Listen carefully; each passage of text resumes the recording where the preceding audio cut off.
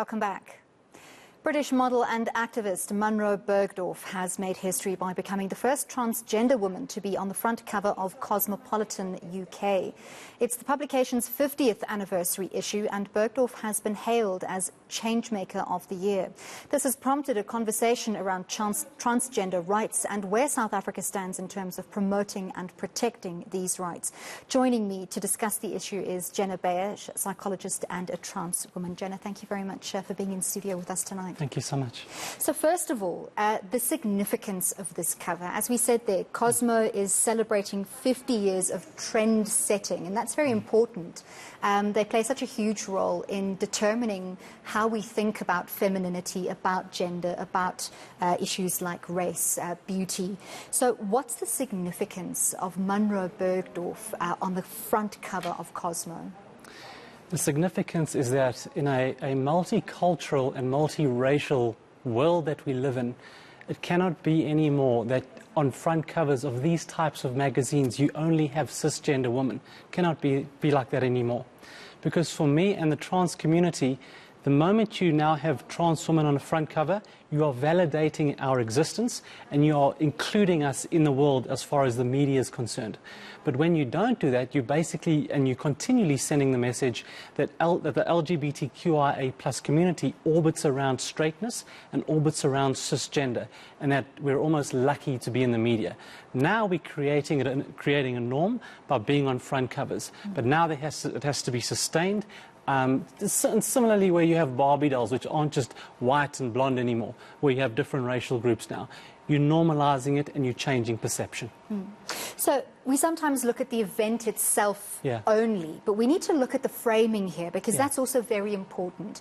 What did you think of the photographs used, of the text in the story, the framing of Munroe Bergdorf in this issue of Cosmo? Because that often happens through a gaze of otherness, but we need to also remove otherness while including LGBTQI people in all spheres. Yeah, you see, the concern I always have is where you say we're making history. But for me, it should be a case of this is part of the democratic process. And when you're not doing that, then you're not following the democratic process. And if you only do a one-off, then it can look like othering. Oh, let's just do our lip service or like this token gesture. You can't do that anymore. It has to persist now.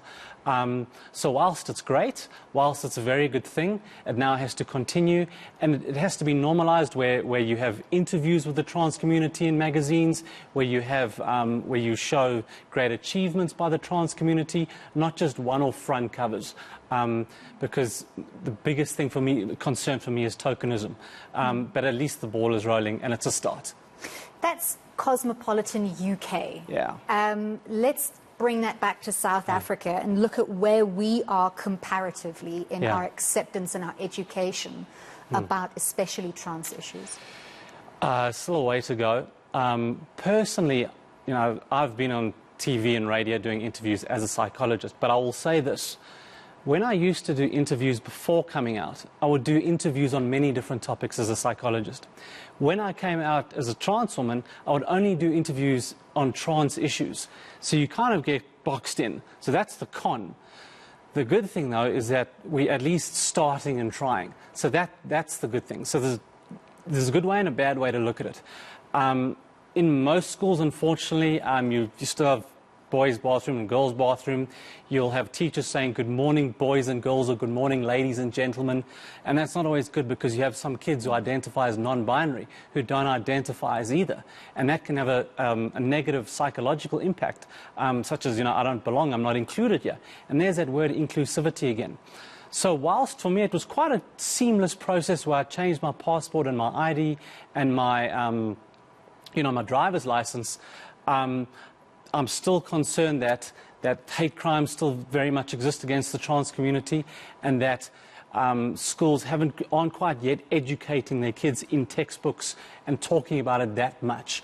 So we're making little steps, but there's still a long way to go. But it's tiny steps. But I would say the tiny steps are legal, and in those areas, but not as many conversations happening, which is a bit of a concern. I mean, we're dealing this week very much in the news with teen pregnancies in schools. I don't know if you saw those headlines. Yeah.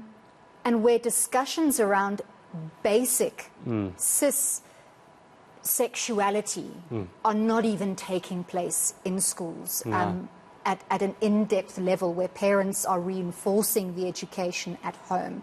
So I can only imagine what it must be like for people outside of the gender box, if I can put it that way, in communities outside of suburbia, where there's very little education. They don't even know what's going on for themselves, let alone where they fit in.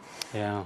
And the hate speech is a very worrying part, because Munroe Bergdorf left Twitter last year saying it's not safe for trans people. Is that also the lived reality for the trans community in South Africa? 100% it is. One thing I can say to you, if I talk about my lived experience, because I was in primary school and high school in the 90s, it was completely in a shell.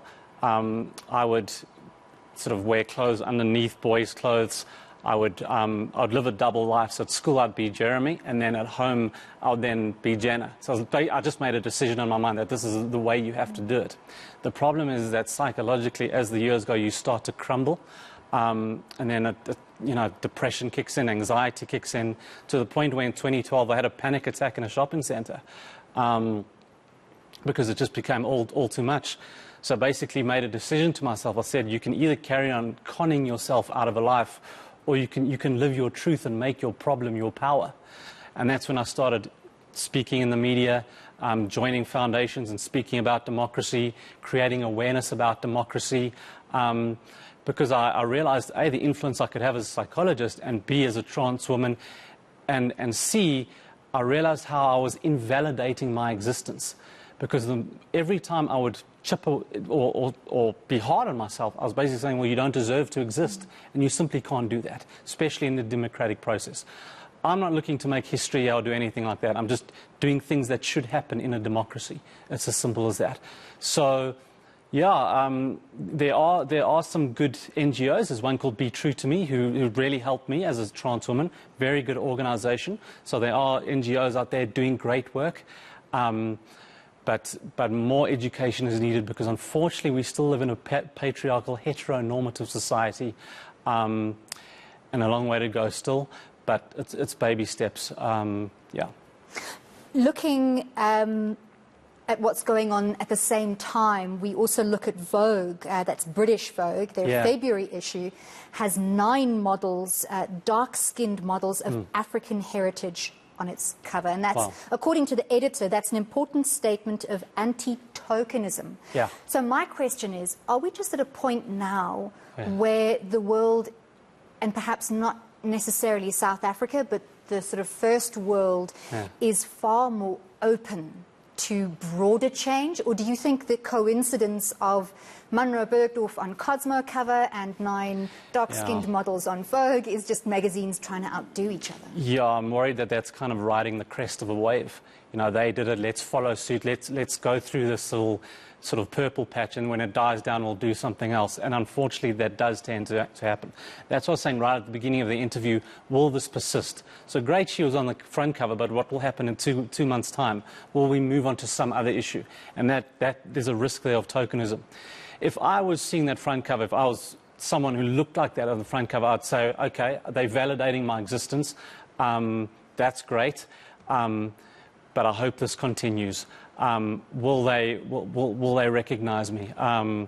You know, so all I can say to answer your question is watch the space, because I do worry about lip service a lot, and tokenism. That's why it can't just be one-offs. That's why it needs education in schools, persistent. It needs conversations in homes. It needs the media to continually talk about this, not one-off interviews here and there. That's why that's important. So I would say, to answer your question, tokenism for now, unless it persists. That's my answer. And the message perhaps to South African publications, TV houses, media houses, television programs, we need to get on board. It's time that there are more LGBTQI people of every creed and colour in mainstream media so that that becomes something that becomes persistent here as well? Well, to the South African public, you know, democracy doesn't end when you mark your X on the ballot box. It doesn't end there. You have to work at it, because if you get complacent, you can end up attracting a sort of twisted reality talk show host like Donald Trump. That's what can happen. You can't get complacent in a democracy. So you have to keep working at it. That includes representation in the media, education in our schools, talking about it, being inclusive, validating people's existence, and recognizing your privilege if you had it, and as a white person, continually working to contribute to restorative justice. It can't just be tokenism and things like that. So you have to keep working at democracy, otherwise we could lose it. Great. Thank you so much for coming in to speak to us. Thank you. Jenna Bayer, psychologist and trans woman.